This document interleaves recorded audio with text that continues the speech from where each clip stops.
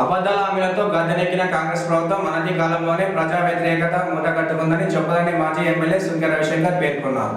రాజన్న సిరిసిల్ల జిల్లా బోయినపల్లి మండలం వెంకట్రావుపల్లి గ్రామానికి చెందిన కాంగ్రెస్ యూత్ నాయకులు ఆదివారం చొప్పదండి మాజీ ఎమ్మెల్యే సుంకె రవిశంకర్ సమక్షంలో బీఆర్ఎస్ పార్టీలో చేరగా వారికి కండువా కప్పి పార్టీలోకి ఆహ్వానించారు. అనంతరం మాజీ ఎమ్మెల్యే సుంకె రవిశంకర్ మాట్లాడుతూ ప్రత్యేక తెలంగాణ రాష్ట్రం ఏర్పడిన అనంతరం సీఎం కేసీఆర్ నాయకత్వంలో అన్ని వర్గాల సంక్షేమం అభివృద్ధి లక్ష్యంగా పనిచేశారని తెలిపారు. తెలంగాణకు కేసీఆర్ శ్రీరామ రక్ష అని ప్రతి ఒక్కరు నమ్ముతున్నారని అన్నారు. కావున రానున్న రోజుల్లో వచ్చేది బీఆర్ఎస్ ప్రభుత్వమేనని అన్నారు. ఈ కార్యక్రమంలో బీఆర్ఎస్ పార్టీ మండల అధ్యక్షులు కత్తెరపాక కొండయ్య, మాజీ మండల కోఆప్షన్ సభ్యులు మహమ్మద్ అజ్జు, మాజీ సర్పంచ్ బురుగుల నందయ్య, గుంటి శంకర్, భీమనాథున్ రమేష్, నల్లగొండ అనిల్ కుమార్ గౌడ్, యూత్ అధ్యక్షులు కట్ట గోవర్ధన్, బీసీసీఎల్ అధ్యక్షులు గురిజాల కోటి, social media convener Kamal Goud, మేకల మహేష్, గ్రామ శాఖ అధ్యక్షులు రాజారాం, యువకులు తదితరులు పాల్గొన్నారు. ఉద్దేశంతో మేము బీఆర్ఎస్లో జాయిన్ చేయడం జరిగింది.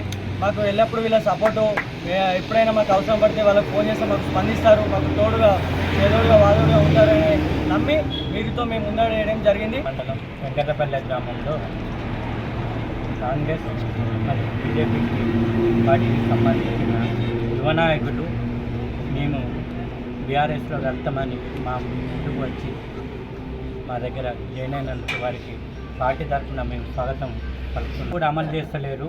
ఇలా అయితే రానున్న రోజుల్లో ప్రజలకు చాలా ఇబ్బంది అవుతుంది. దానికోసం మేము బీఆర్ఎస్లో పార్టీలో జాయిన్ అవుతున్నాము. వాళ్ళు 6 గ్యారెంటీలు ఏవైతే చెప్పారో అవి ఇచ్చేంత వరకు పార్టీ నుండి మనం అందరం అమలు అయ్యేంత వరకు పోరాడదామని వారు మాతోటి కలిసినందుకు వారికి ప్రత్యేకంగా కృతజ్ఞతలు తెలియజేస్తున్నాము. రాను కూడా 6 గ్యారంటీలు కాంగ్రెస్ గవర్నమెంట్ అమలు పరిచేంత వరకు కూడా మా బీఆర్ఎస్ పార్టీ ఎప్పుడు ప్రజల తరఫున కొట్లాడడానికి తెలియజేస్తున్నాం.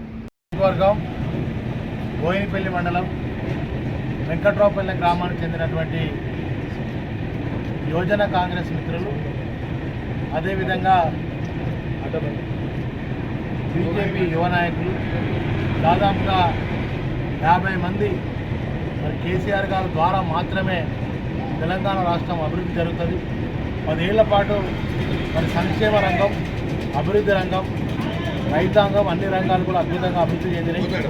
అబద్ధాలతో అందలమెక్కినటువంటి రేవంత్ రెడ్డి 15 మాసాలుగా ఒక్క సంక్షేమ పథకాన్ని కూడా అమలు చేయకుండా మరి అన్ని అబద్ధాలు చెప్తూ ప్రజలను మోసం చేసి వంచి మరి 15 నెలలుగా ఈ యొక్క ప్రజాపాలన అని మార్పు అని అంటే ఓట్లేసినాం, మోసపోయినాం.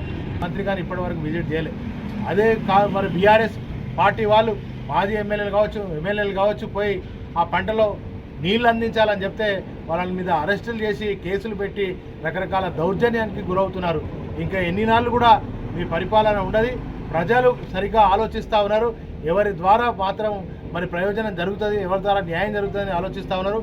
మోసపోయి గోసపడుతున్నారని ప్రజలు భావిస్తూ ఉన్న సందర్భంలో రేపు వచ్చే ఏ ఎలక్షన్లో కానీ తప్పకుండా కాంగ్రెస్ పార్టీకి గుణపాఠం చెప్తారని చెప్పి తెలియజేస్తారు.